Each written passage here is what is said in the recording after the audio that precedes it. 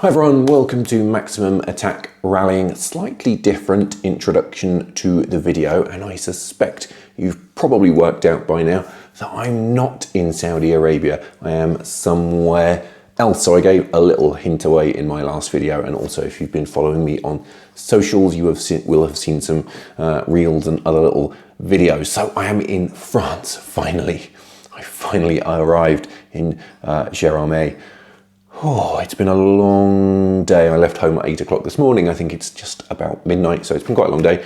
This is my third country, so a bit of a convoluted journey to get here. Had to fly to Rome and then to Zurich, and then drive from Zurich to Gazoo. So, a long day. Why am I here though? Not just for the hell of it. I am here for Rallye Vosge Grand Est, which is a round of the French Rally Championship, but more importantly for me and for you, it is also part of the Trophy FR6, so we have some FR6 content. I have been waiting a long time for this, and Peugeot, or Stellantis Motorsport I should say, very kindly invited me along to the rally to see the cars, talk to some of the people. So we have a very exciting couple of days in store. Tomorrow, Friday, in the morning I'll go out and see some shakedown, and then in the afternoon spend some time in the service park, meet a couple of people with the teams, and hopefully have a good poke around some of the cars. It is not just the 208 Racing, which is built to FR6 specification. Not just that car we're going to be looking at. There is more interesting Stellantis Motorsport machinery here to nose around, as well as obviously loads and loads of other rally cars. So expect your feeds to be well and truly spammed in the coming days with content on YouTube, but predominantly on social media, I suspect, with little bits and pieces. But obviously there will be some exciting videos on here.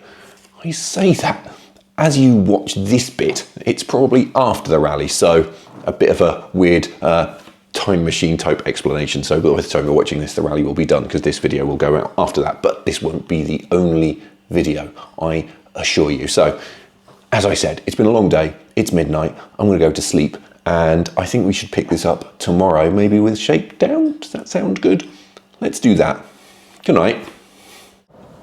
Good morning. It is Friday. Oh, I'm so glad I slept. I passed out pretty quickly last night. It was a long day yesterday, but it's Friday, which means it's shakedown day, which is very exciting indeed. After a reasonable night's sleep, it's time for the short drive up to the shakedown stage. So I'm not going to talk anymore. Let's just go and see some rally cars moving, shall we? Let's go that way, that way. That, I think it's, no, that way, that way. It's that way. It's that way.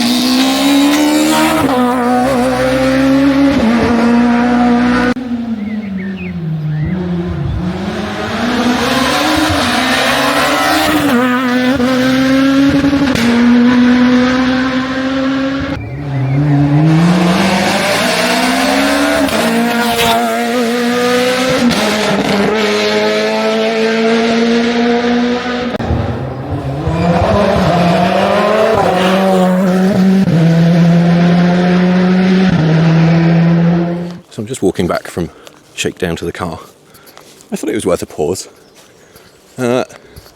Because one thing, there's a car about to come, but one thing that rallying does for you is that it takes you to places that you probably never go before. So, let's pause because there's a 208.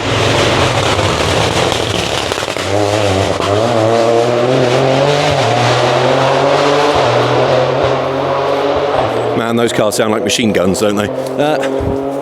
Who would have come to this random French forest, you know, especially a foreigner like me, if it was not for this event? So one thing I love about rallying, apart from just the cars, is just the most random and often rather picturesque places that you find yourself in. So anyway, that shakedown. I hope you enjoyed that.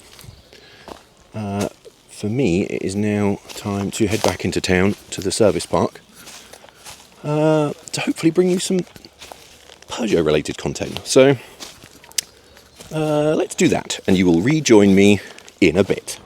So I've had a bit of a detour. I am in Saint-Dié-de-Vosges, not where the main service park is. There is a river, which you can see behind me. There is also, over there, look over there behind me, I'm not looking at it very well, is the Opel ADAC E-Rallye Cup service area.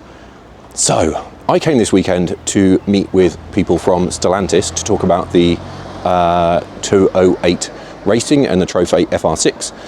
But while I was here, they said, why don't you talk to some people from Opel and have a look at the electric Corsas, and also more importantly the Mocha GSE Rally, which is acting as course car for the electric Corsas this weekend. And who am I to say no to that? I'm going to do a full video about it with those interviews in, while my camera spends more time looking at the river than me. I'm going to do a full video about that, so you're going to have to watch that if you want to see the interviews, but we will just go and have a little nose around the service area so you can see the cars. It was really interesting. I will say, watch the video, watch the interviews, give it a chance, because I learned a lot about what they do and how it all works. So it is definitely worth watching. I know a lot of you will be skeptics when it comes to electric rally cars. I am a bit of a skeptic when it comes to electric rally cars, but you do have to say, whatever you think of it, Opel are pioneers in that respect, obviously with the Corsa. So watch the full video, but for now let's go over there in front of me and have a look around the cars in service and have a quick look at the Mocha and the Corsas, and you can see what's going on. Let's do that. Welcome then to the ADAC Opel Electric Rally Cup service area. So these guys have their own service area. Obviously they have quite a lot of equipment because they've got charging. So you can see we've got many Corsas, all standard cars, all basically production cars. We'll talk about those a bit more in the interview in a bit, so you can hear it straight from the horse's mouth, but they're very lightly modified production cars. I'm going to get in the way so I don't get run over by a truck. But as you can see, they very much look like a bouncy trailer aside, they very much just look like a Rally 5 car. So you've got, you know, a lightly modified production car, welding roll cage. They've got Brembo calipers, which actually look, if I zoom in a little bit, which look like they are from a road car. It looks like they've been repurposed, maybe from some other Peugeot model, perhaps, at a guess. But otherwise, you know, they just look like a Rally 5 car. And I think, you know, if you didn't see it moving, you might struggle to tell it apart. Apart from the brakes, and obviously Rally 4 cars have a roof scoop. Obviously, the thing is that Stellantis don't actually make a Rally 5 car, but there we are. So there is that, but we'll ignore that. So as you can see, there are many of them in the service area, different teams running them. There are these charging units, which I learned some things about. These are new for this year. You can see they've got two connections, so they can charge two cars. They run off the mains, but they can also, they're also battery packs effectively, so they can be standalone, so they don't have to be connected. They can be charged up and deposited in a remote service, for example, which I think is really interesting and gives scope for more flexible charging options. So that's really interesting. Just have a little walk around this quarter. It is up on stands. You can see the rear brakes. Look, if we come down here, pretty standard. Bilstein dampers, different springs, standard calipers, longer wheel studs. Up at the front, Again, you've got Bilstein dampers, those Brembo calipers, road car type discs though. These are very much lightly modified production cars. You can see under the bonnet, standard electric motor, standard battery, standard cooling system. Just, yeah, very, very simple. And then we come to the main event. So this is the new car. This car made its debut a couple of weeks ago in the Netherlands, I think it was, wasn't it? But now it is in France, acting as course car for the ADAC Opel Electric Rally Cup this weekend. So only its second appearance of it moving. This is the car that is probably going to replace the Corsa. Not officially announced yet, but I think it's probably going to replace it from next year. This is a much, much more serious car, much more powerful, up to 280 horsepower. Yeah, this Opel is saying that this is comparable to a Rally 4 car in its performance. That is kind of where they're thinking. And this is a car that could then move drivers further up the ladder, or alternatively there could be a lower power version that is used to replace the Corsa. So it's still early days, very early days in the development of this car. So this is still a lightly modified production car effectively. So standard electric motor, standard-ish transmission, different drive shafts for strength, because obviously it's front-wheel drive, so it breaks drive shafts for fun. And right now it even has standard electronics, but all of those things are going to be upgraded. So this is a very, very early development prototype. Still uses the same charging infrastructure. The battery in this car is actually quite similar to the one in the Corsa, a little bit bigger, not too much bigger, 54 kilowatt hours I want to say instead of 50. But it is a very, very important car for Opel and for their electric rally program. And so I've run away back to my shady spot just before we head back to Gérardmer, to the service area, and to see some Peugeot stuff and the service park itself. I thought I'll just pause. And this is a moment for you to comment. I want you to comment. You can comment at the end of the video if you want, but you should comment now as well. What do you think of the whole electric thing? I'm going to do a separate video on it, as I said, or maybe said, I don't remember. Maybe I said, maybe I didn't. Whatever. Make sure you watch that. There will also be one with the Peugeot team on the 208 racing. So do watch those. I thought I'd pull those out as separate videos just so I could go a bit more in depth with some interviews and things. So watch those. Otherwise, I think it's time to get back in the car, isn't it? Head back to Gérardmer, go to service, have a walk around, maybe get something to eat, and just have a relaxing evening before we hit the stages tomorrow. Here we go. We are having a walk through Gérardmer, walking to the service area. I don't have the microphone on, so the sound might be crappy, but I don't care. It's in my pocket when I'm just walking. So, this is the town where I'm staying. I've driven through it a couple of times, but I have not actually seen very much of it yet. There is a lake. I'll try and get to the lake at some point before I leave, because I haven't actually seen the lake. But this, let the car go past. This is the town. This merry-go-round thing was actually going earlier, but it seems to have stopped at the moment. And the service park, I think, is to the left. There are, of course, because it's France, lots of cafes and bars. Maybe we'll get to a cafe at some point and sit and relax. But we're going this way. I was just about to walk into the service park, and then I looked to my left and saw this. This is, I don't know if this is the first time I've ever seen a 205 Rally in person, but seeing it in France makes it 1,000 times cooler. You probably know what this is if you're a rally person, you're watching this video, but if you don't, this is the homologation special 205 for Group N rallying, 1300cc, twin carburetors, custom, like bespoke archers, lightweight. Oh my god, isn't that so cool? If anyone says the 1.9 GTI is the best 205, they're wrong, because it's this. Oh my god. That is so, so cool.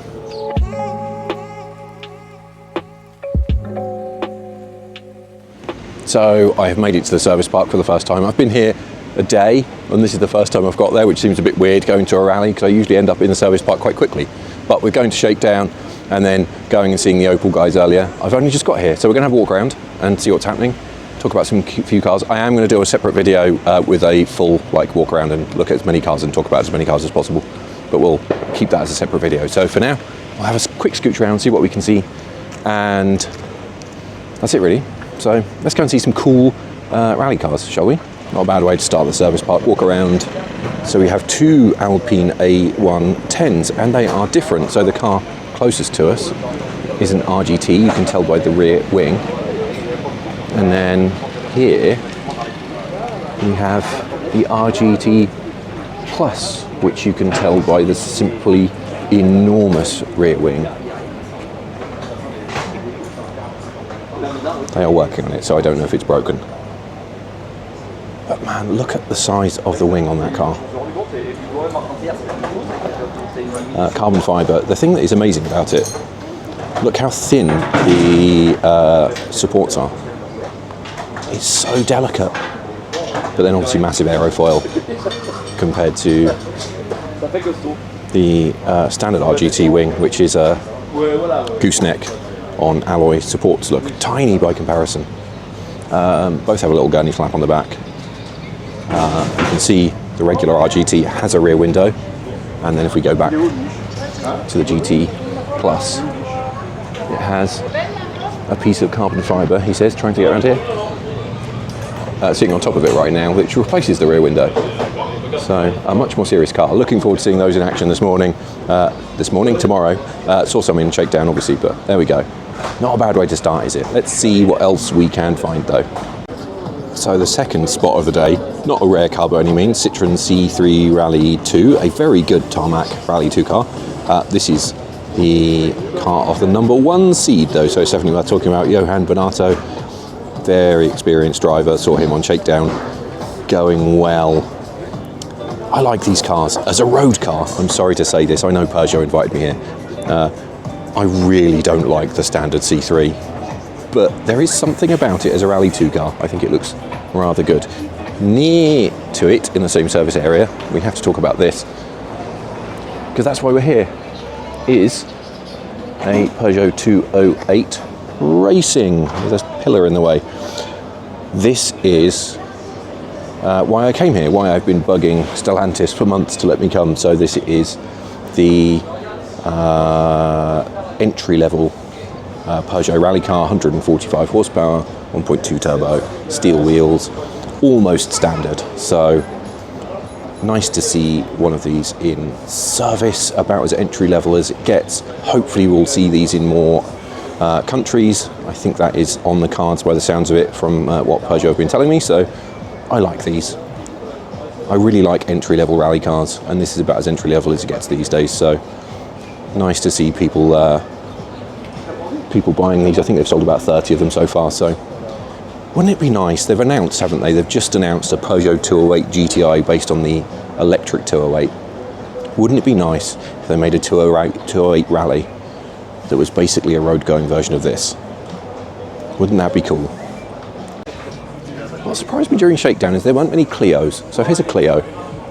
I don't know if it's a Rally 4 or Rally 5. Oh, it's a Rally 5 because it looks like it's got standard brakes. Rally 5 cars are not something you see in the UK, but very popular in France, obviously. Switching it over, here is another GT Plus Alpine. You can see the carbon fibre rear window blank, and just that wing is ludicrous. Absolutely ludicrous. What a cool car. And next to it, the big brother of the 208 Racing we saw earlier. 208 Rally 4, loads of those here. Absolutely loads of these.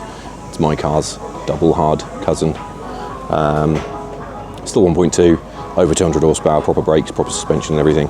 Cool cars. Sound like a machine gun with the anti-lag. So, yeah, looking forward to seeing those in the rally tomorrow.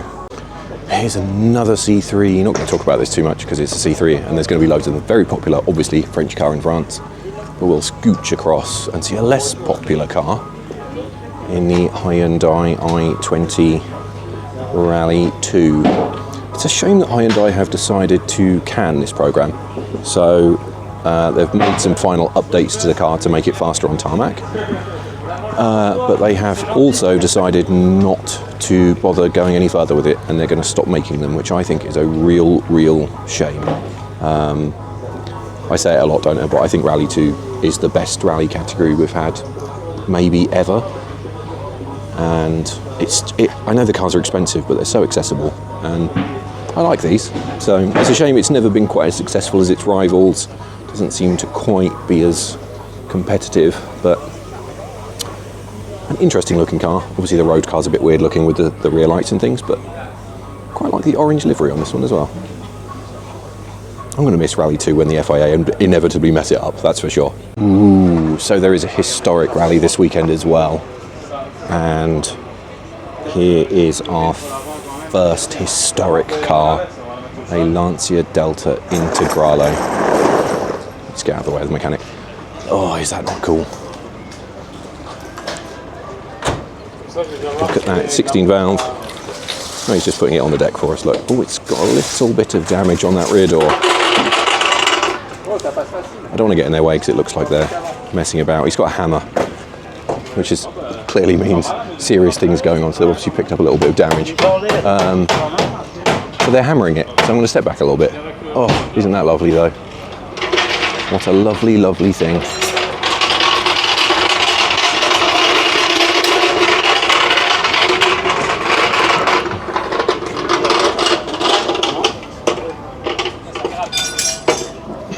Difficult to get good footage of it because obviously they're working on it. I said there's a bit of damage on the other side. I'll see if we can get a bit closer to that.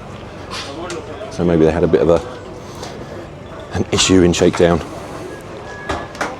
You can just see that door is damaged. So obviously taking a bit of a knock, but still deeply cool. And also I just love the fact that in mainland Europe these kind of cars are now the norm in historic rallies. So while the UK stubbornly holds on to the 70s, European historic rallies have just moved on, and it's now all about Group A. Obviously there are still older cars, but it's such a shame that we aren't seeing more of these cars in the UK. I know they're expensive and parts are difficult to get, but if the Europeans are doing it, surely we can do it.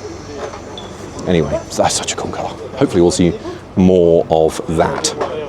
This isn't a rally car, but I'm always going to film an old original Twingo when I see one. What a cool car. I love random European cars, and I love how so many of them have survived. We're so obsessed with new cars in the UK, so I just love when you come to Europe, you see so many old cars that are almost extinct in the UK, even though this was never sold in the UK, but even so. And then we come to a line of C3s. PH Sport, obviously big with these cars, lots of experience with Citroën, so they've got 3 of them, and then another Alpine A110 Plus model, obviously with the crazy wing. Not all the cars are here right now. Some are probably out doing ceremonial start and stuff. Clio Rally 3. Step back, that lady walk past, look. So this is the 4-wheel drive Clio, you can tell by its wing. You can kind of see where they were coming from with the GT Plus wing on the A110 there, can't you? With the very delicate wing supports. I am not sure how I feel about Rally 3, to be honest with you. I feel like the FIA have become a bit obsessed with 4-wheel drive. And these cars are supposed to be about 100,000 euros. Basically, it's a Rally 4 car at the front with the rear end modified, obviously to be 4-wheel drive. Has it worked? I don't know. Obviously, there are quite a few of them competing in Europe. Not popular in the UK, but then nothing is. Yeah, I don't know about that. Sorry, the Delta has started in the background. I just can't help but feel that maybe instead of going down the 4-wheel drive route, we would have been better off going for a more extreme 2-wheel drive. So maybe having, you know, a modern kit car. I'm going to shut up so you can listen to this thing leave, because it sounds amazing. I don't know, just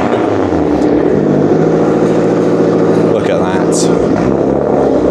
I don't care it's damaged, I still want it.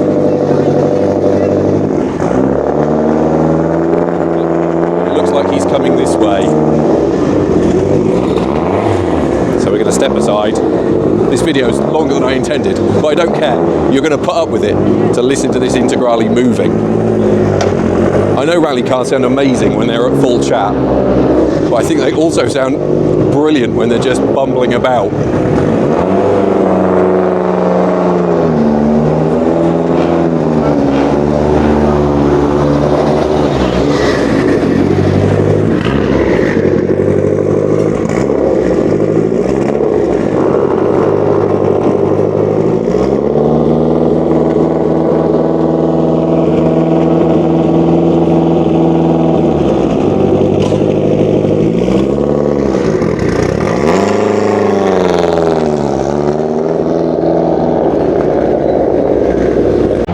Tell me that wasn't worth it. What a thing. Anyway, I've switched my face because I'm walking to a different part of the service area. Yeah, I was saying about Rallye 3, I think it's a bit of a shame in a way. It's not proven super popular. I know there's quite a few of them, but I wonder if the FIA thought it was going to be a bit bigger than it has been. And I feel like you get people, they'll get a Rallye 4 car, and then if they want to move up to four-wheel drive, they will just jump straight to a Rallye 2 car. So I wonder if maybe it was a bit of a misstep and it might have been slightly better to do for that step between Rallye 4 and Rallye 3 to have been two-wheel drive still. You know, maybe if we'd had taken the Rallye 4 car, added wider arches, a bit more horsepower, we could have created something really interesting. So I don't know why the camera wants to look at the van. It's a Volkswagen. So yeah, I think maybe that would have been the way to go, but there we are. So we're having a little wander to a different part of the service park, so I'm going to shut up and we'll go there. How many tyres do you think it takes to run a round of the French Rally Championship? The answer is approximately 1 crap load. Look at all this rubber. Absolutely insane. So this is why we're actually here this weekend. So Peugeot, Stellantis, Motorsport very kindly invited me because I've been bugging them to see these, the 208 Racing, the new entry-level rally car from the Stellantis group. So the Peugeot was the first one. They have also, this weekend in fact, unveiled the Corsa version, which is identical but obviously Opel branded for those who prefer that.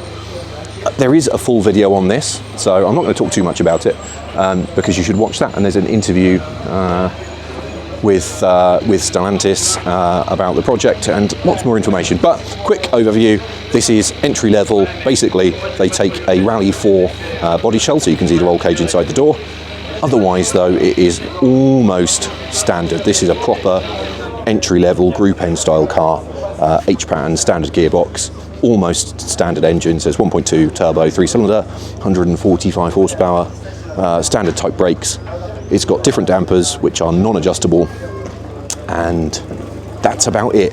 Very close to standard. Like I said, this is a proper Group N car for the modern era, and I think it's really cool. I know it's not as fast as a Rallye 2 car or a Rallye 1 car or anything like that, but these, I think, are so important because this is where a lot of young drivers will start their rallying journey. You know, these are the types of cars that give people their start and give them their opportunity. So, really cool to see them. You can see there's a few more here. Not all here right now because some of them are out and about for other duties, public relations stuff. We've got some more Rallye 4 cars down the end, so we can have a wander down there. But go and watch the other video about this. I love it. I'm super enthusiastic about this kind of thing. So, there it is. FR6 cars.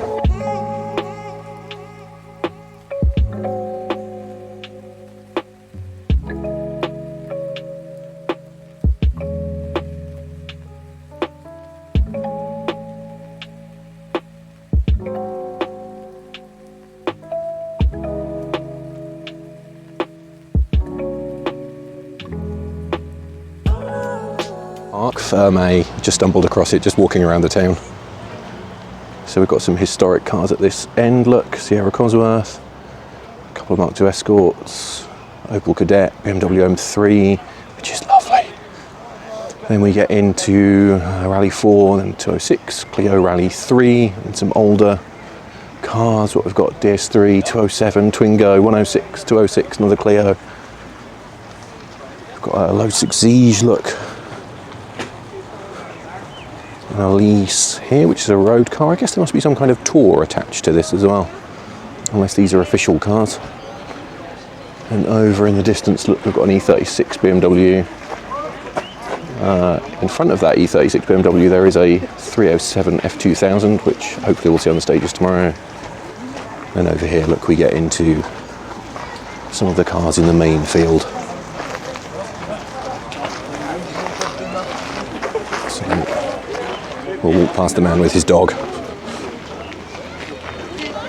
So I've got a horde of Alpines.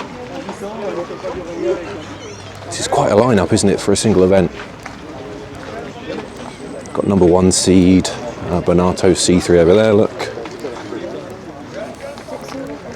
And the I-20, another C3, another Alpine. Jumping back over here on the fly, look. Got a mix of, I was going to say mixed, I mean obviously all these cars are French. We have a Dacia here, which is an F2000 car. Let's pause on that for a second. I saw that on Shakedown. I'll try and put a clip of it in here perhaps. But yeah, nice to see that. That sounded rude. I think that might be a 1600, I might be wrong. Another E36 BMW.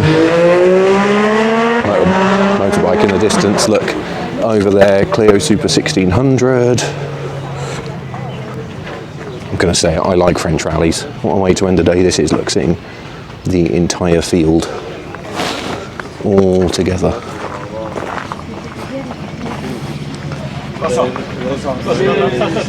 Very, very lovely indeed. We have to come over to this, look. A Clio 16S. I saw this on a trailer earlier and nearly cried. Look at that. Oh my goodness. Next to it, a Saxo. What a great mix. There's another Clio Super 1600 over there in the distance. Or it might be an F2000, obviously. And I say back over here, we've got a 205 wide body, and then lots and lots of homologated cars. So, what an incredible entry. Obviously a lot of them are French hatchbacks. That is not a bad way to end the day. I'm going to flip the camera, talk to you for a minute. Look, this is going to be a really long video, I'm aware of that, but I think this is a good point to end because it just shows to me, I think this trip so far has been really eye-opening in terms of just what rude health rallying is in France. You know, if you look at all of these cars behind me, it's so incredible. And you know, sitting with the guys from Stellantis, talking to them, you know, and you've got all these drivers mixing, young guys in the FR6 cars, Rally 4 cars, and then, you know, mingling with them and sharing a barbecue. Francois Delacour, Gilles Panizzi are all hanging around. It's just, yeah, it's such an incredible atmosphere, and they're so switched on in terms of, you know, making it welcoming for the crews, and you know, and we're here by the lake, which I haven't even mentioned in the background. Look, it's yeah, it's incredible. So it's a really good place to end the day, I think. So I'm going to stop talking, and tomorrow we'll be out on the stages. So I think for now I'll sign off until Saturday.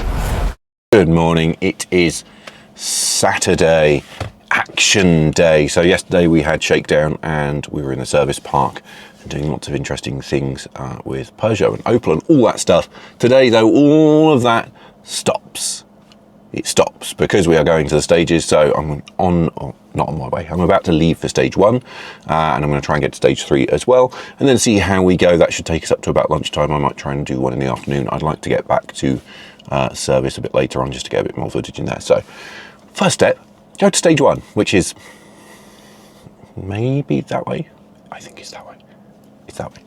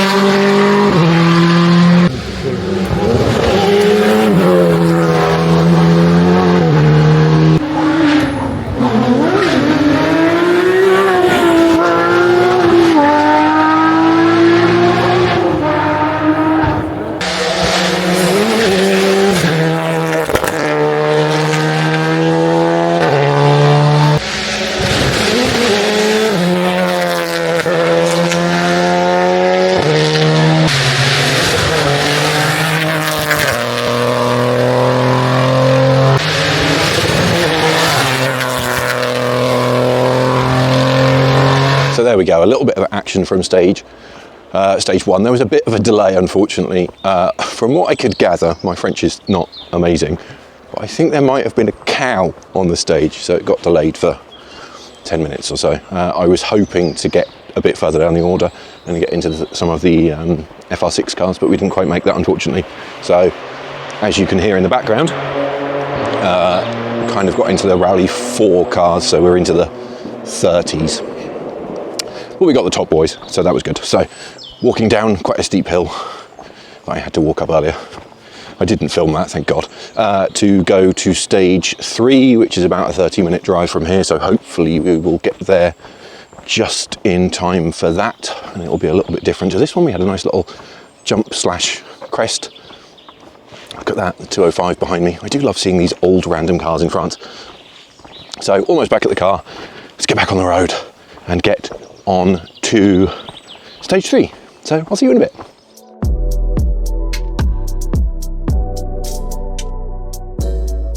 Voilà. Tu me donnes